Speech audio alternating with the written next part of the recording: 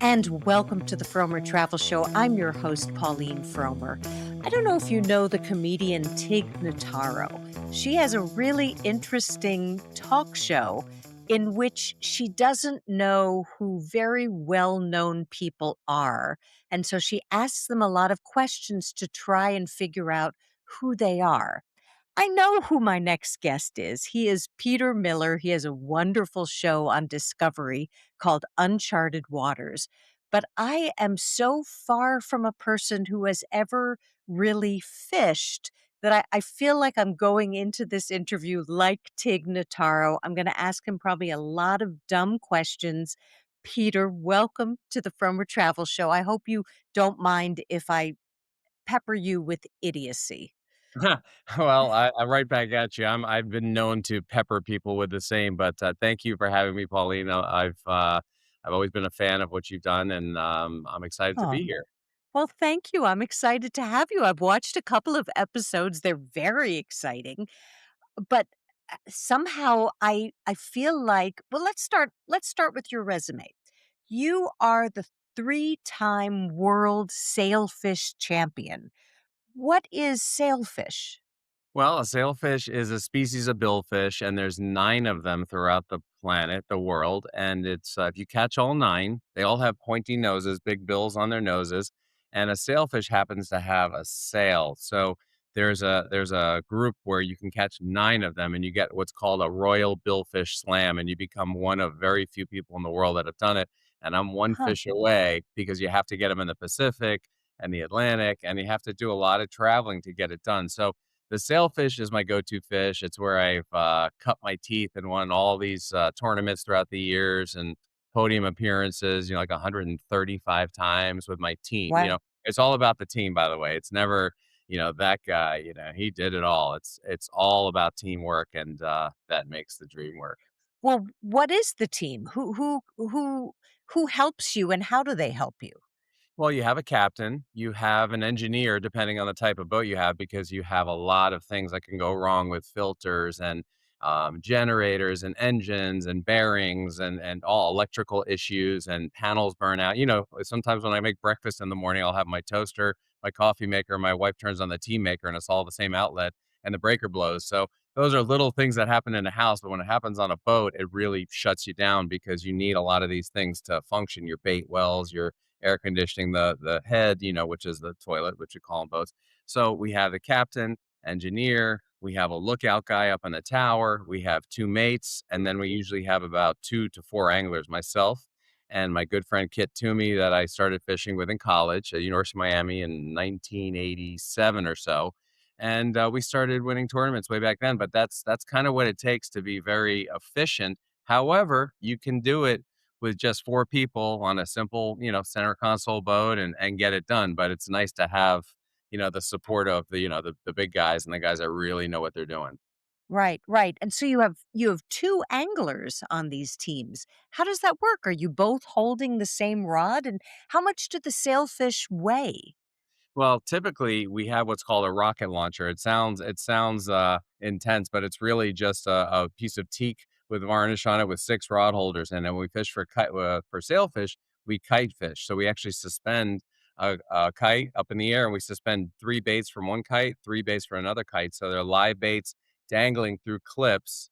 We'll get into that if another time maybe. It gets a little long for 30, Sure. 30 minutes, but they dangle, and when you get a bite, they snap out. So I'll be watching 3 baits on the right the entire day from the moment we get in there, into the cockpit Mhm. there, and then my good friend he'll be watching the others, and then sometimes we'll have 2 other anglers fishing other baits, which are just out of the rod holder with a live bait or maybe casting to a fish that they see, and sailfish swim in packs, so you have a good shot at getting multiple fish. Like, if you just get 1, it's kinda surprising. You typically will get a bite from 2 or 3 or see more, so it's a really exciting thing, and they swim 72 miles an hour.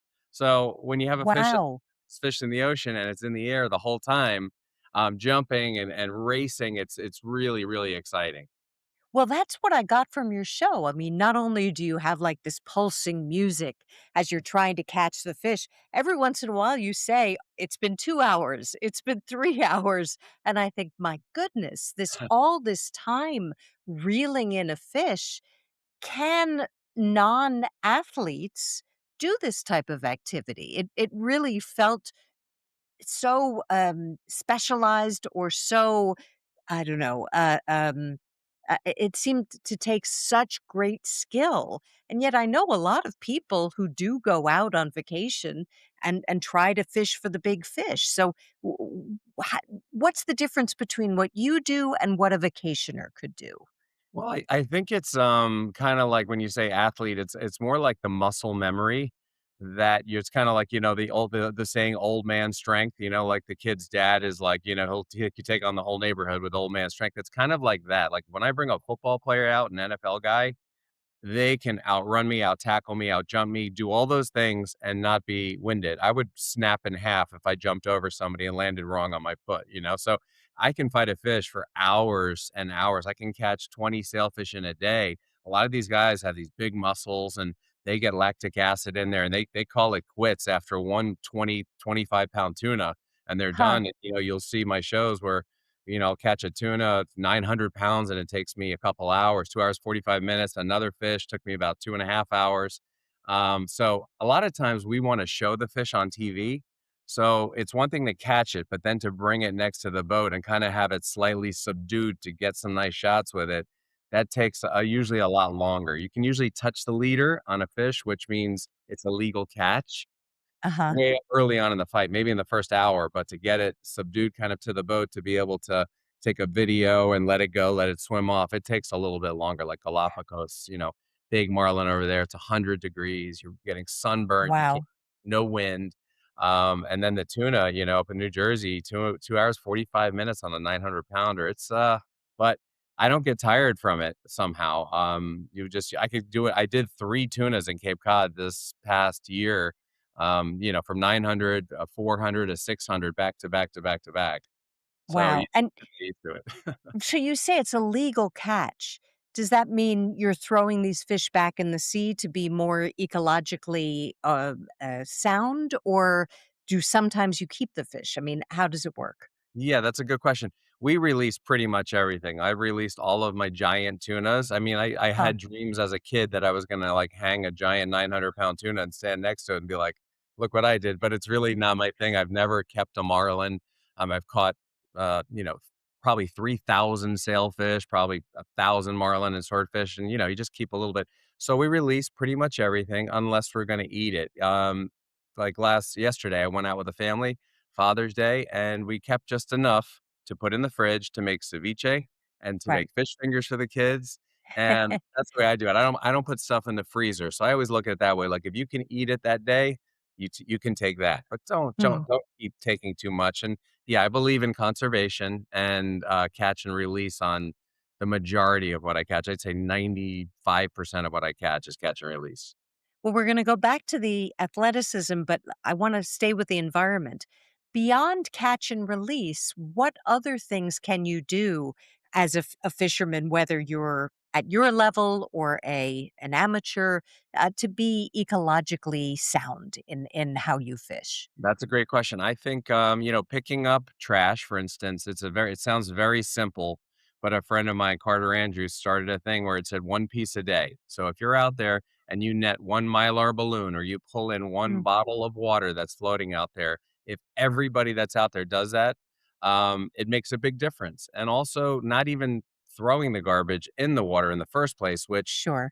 some cultures do. They think it's an, endless resource that'll never be affected, and you go to some countries, and you just can't believe the trash that people throw in the water. So, they're learning, they're figuring out devices, these giant whirlpools, if you will, that are size of a football stadium, and it just sucks all the bottles in, and it gets taken away out of the ocean. It's Oh, remarkable what's going on. So, if everybody does a little bit, I think that's really the key, and then also supporting, like the Everglades Foundation and supporting Captains for Clean Water, which really focus on the Everglades because that's our resource that is a breeding ground for the infancy stages of all these species of fish and mm, birds, wildlife, and it's very important that we take care of that. So I'm a huge proponent and partner with both of them. oh, very cool, very cool. So back to the athleticism. I watched one episode where you said you had a slip disc, You couldn't use your left hand, and yet you were able to fish because you sat in a chair. Why would a chair make that so much easier? Because normally, when we're fighting fish that I've always done stand up, which means you stand up, you put a kidney harness around your waist, and then you have a big fighting belt that lays on the top of your thighs. So you're standing up, you put your reel into the fighting belt, you clip it into your kidney harness, and then you basically squat the fish up and down, and you use the leverage of your body to crank and crank and crank. But I was in kind of funky shape because I had done a bunch of different things, throughout the years. We really beat ourselves up out on the water, where I'm an Yeah. inch shorter than I was, 10 years ago, just from Are the you? impact Oh my goodness. Wow. of things. But yeah, that's so when you're in the chair, you're sitting and you're squatting the fish. Basically, you're standing up in the chair with a bucket that holds you in position. So you stand up with the force of the fish and then you squat back down. So you're really just kind of doing a rocking motion and then you take up the slack, which is my good hand, my right hand, because now I'm better. And my back's Good. better. I had a a little situation there, but yeah, that's really what it's about. And the captain happens to be like a fighting chair kind of guy because he wants to capitalize on catching these fish in a rapid fashion. Whereas when you're on stand up, you're kind of relying on the person to, when you can crank and crank, but sometimes they rest. It's easy to say, you know what, I need a minute here. I'm standing, I'm walking all around the boat, my legs are shaking. The chair allows you to kind of really hammer down on the fish and get it in a shorter amount of time. Interesting. Yeah. So let's talk about people who might want to follow in your footsteps after watching your wonderful show. Years ago, when my younger daughter was about 7, I took her on a camping trip to the Kenai Peninsula in Alaska, and we went to Homer, which was Fisherman Central.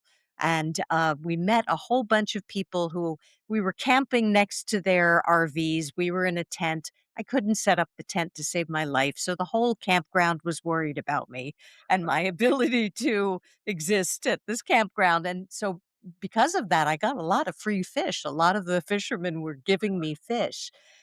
Is that a wonderful place to do a first, foray into Yeah, I mean, fishing, or it's are there it's better it's places in the world?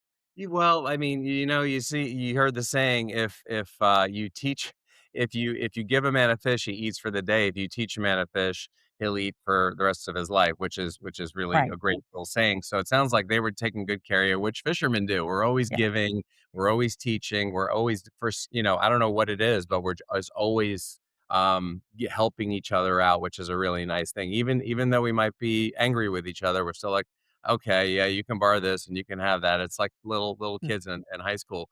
But I think I think it's following kids and seeing what they like to do. I have 4 children. I have a 28, a 22, a 4, and a 2. So wow. I'm loving it, and it's you gotta remember I remember from my eldest son that sometimes he would just wanna net tadpoles. So Hmm, that sure. was really like a little thing, or water bugs. He was really intrigued by that, and I'd say, "Oh, but we have a peacock bass or a largemouth bass," and he'd be like, "Oh, great." Or sailfish. "Oh, wow, that's so cool," and he'd go back, play with his toys, and you have to remember that, and it has to be short, and the food has to be great, but it has to be something they love. It could be as simple as a tuna sandwich on Wonder Bread, and that might be the money right there, or like Yeah. Doritos and a Sprite, and they'll never forget those moments. They still talk about that, to this day.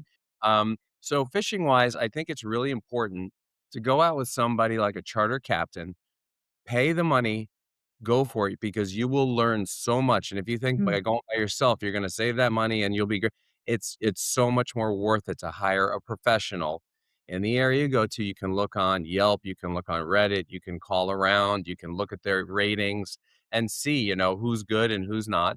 And really, it's about the personality of the guide at that point too, because you can always catch fish, but you can't always find a great personality or somebody with a good temperament when you're out there, because sometimes, you only get 2 tries at a fish in a whole day, and they get hmm. really uptight. So you find the guy that has a really good rating for his personality and stuff like that, the fish will come.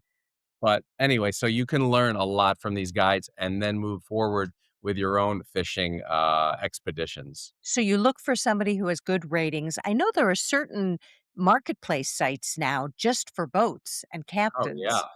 Yeah. Do you recommend any of those over others?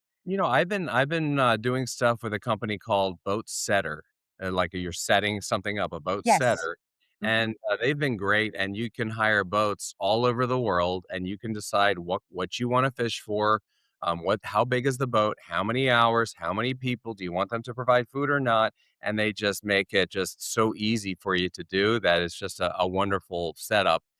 So I recommend them, and I know there's a ton of them out there. So many, Sure, sure. it's hard to choose from, but, and then there's the point where you go to, like, for instance, I live on a lake. The bass fishing is great, and you wait until you're almost asked, right, by the younger ones, "Hey, can we go?" And I go, "Well, I'm kinda busy," and I play that game because I get so excited. I'm like, "Oh my god, they wanna go fishing." And I'm like, "Oh, no, daddy's pretty busy," and they're like, "Please." And I'm like, "Alright, maybe just for 1 fish," and then all of a sudden they catch a fish and we're out there for 3 hours, and you kind of, did reverse psychology on them, and that kinda creates a little monster when it comes to fishing, which is kinda nice.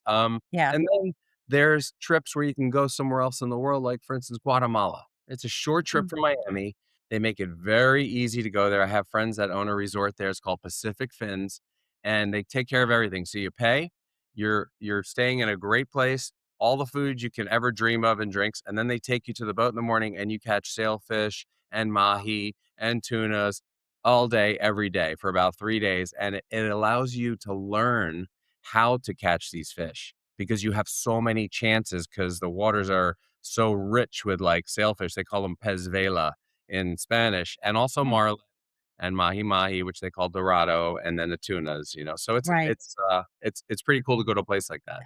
And Guatemala is a pretty cool cultural destination too. Oh, yeah. So you can mix the 2. You can go see ancient ruins one day or Lake, Atitlan another, where people still dress in the traditional costume they've been wearing for centuries, and then the rest of the time you can swim, you can fish.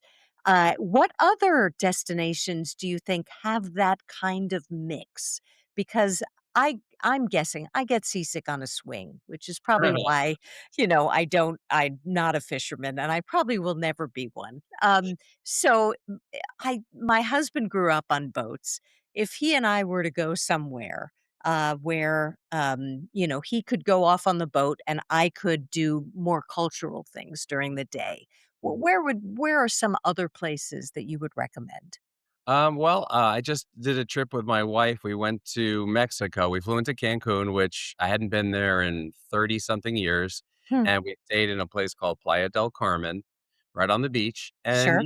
if you can, everyone understands that we all need a little time to ourselves. There's nothing wrong with that, right? So she did sound healing one day, yoga, and a massage. And I'm like, well, honey, Nice. I'm going to take a 4-hour trip on a panga, which is like a cutout boat, and it's a local type boat and they have a small motor on it, and I'm gonna go fishing with this guy that I heard is great, and, that's exactly what we did. So you make little deals, and sometimes, maybe the kids wanna go, maybe they don't, but I think with a spouse, that's a perfect way to, weave it all in. Don't do a full day, maybe do a half day, and then you sneak out, and sometimes the spouse wants to go as well, but in answer to your question, I think it's great to build in a little half day for yourself, and your spouse can do the same.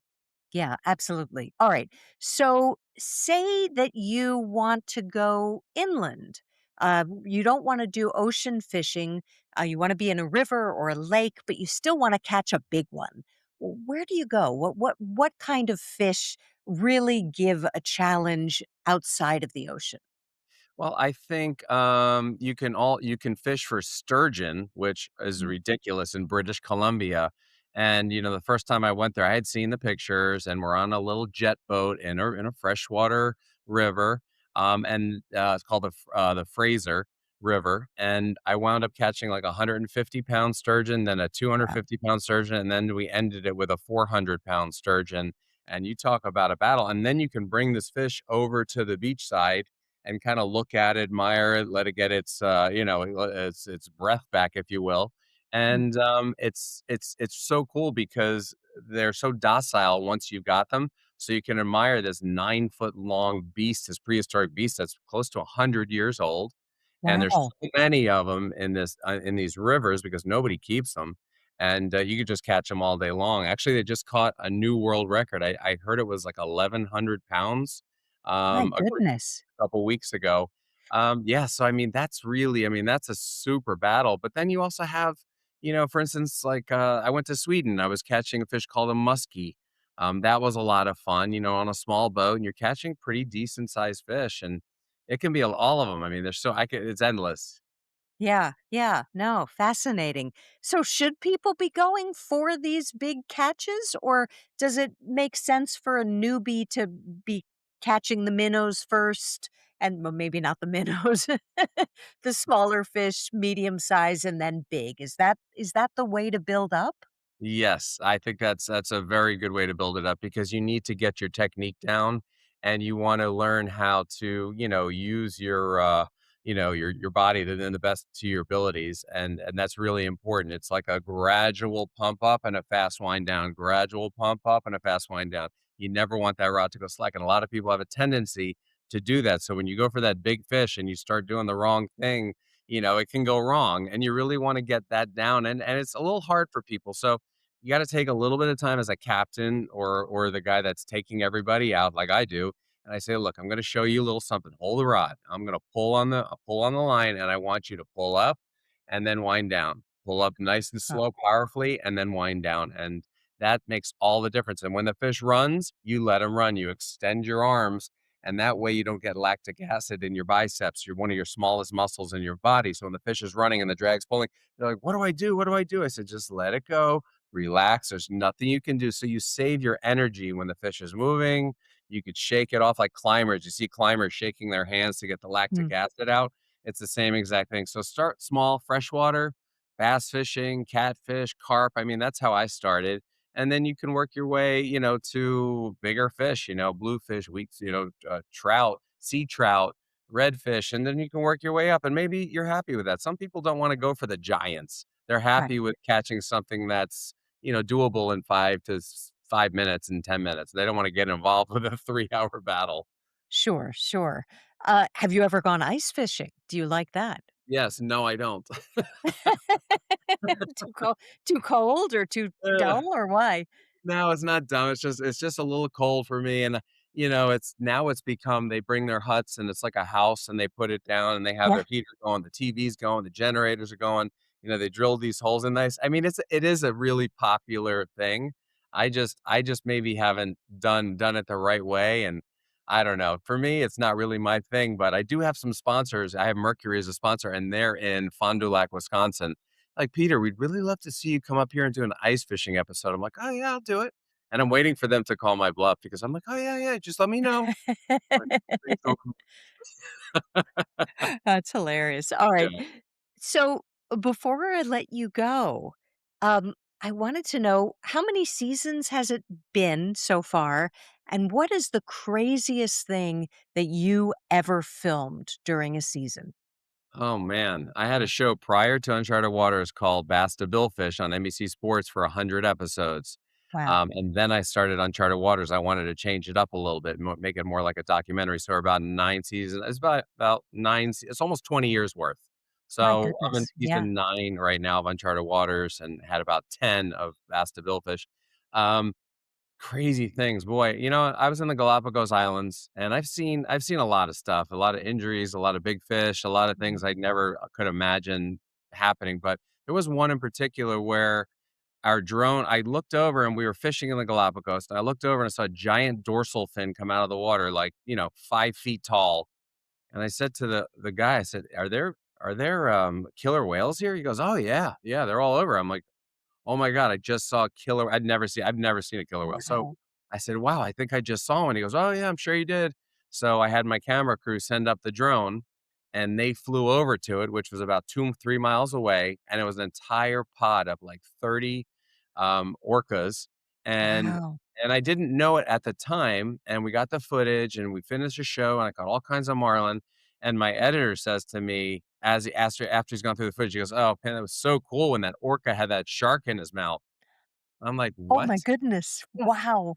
And I said, "Wait, wait, wait, you have to send me this." And sure enough, it's an orca, which was about 10,000 pounds Huh. with about a 300-pound shark in his mouth, swimming with it like it was like a monkey playing with a blanket, at the zoo. You've seen the monkeys dragging blankets and tarps, and Sure. was like that, like a cat playing with a ball or a mouse that it had just caught, and that's exactly what it was doing. It was just swimming and just had it in its mouth like a chew toy, and that was probably one of the coolest and most intense things Mm. I've seen, and that's a very, very memorable.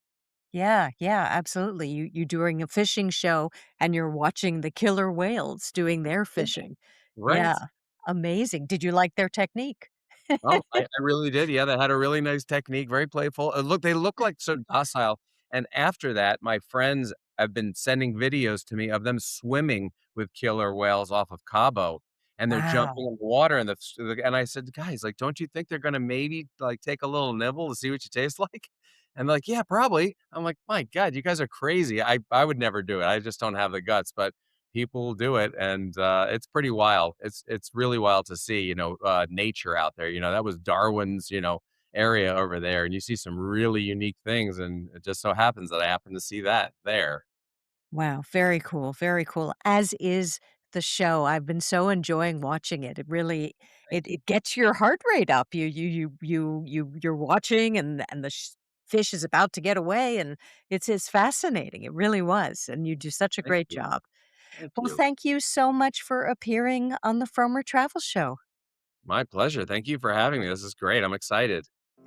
And that is it for this week's show. I thank you so much for watching, for listening. If you like what you hear, I hope you'll give us a nice review wherever you get this podcast.